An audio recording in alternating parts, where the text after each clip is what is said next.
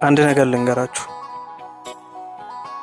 የሰው ልጅ በህይወት ዘመኑ ሲኖር ምን ሰርቼ አልፋለሁ ብሎ ማሰቡም አይቀርም።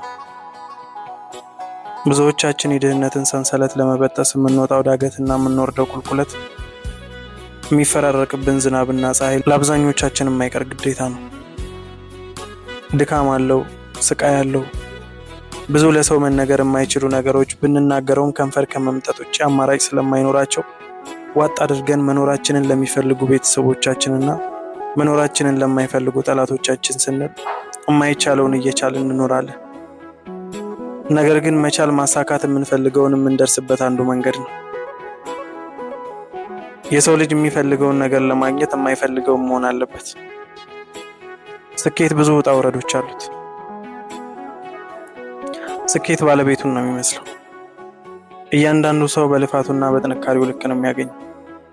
ስለዚህ ሁላችንም ለራሳችን ስንል ጠንካራ መሆን አለብን።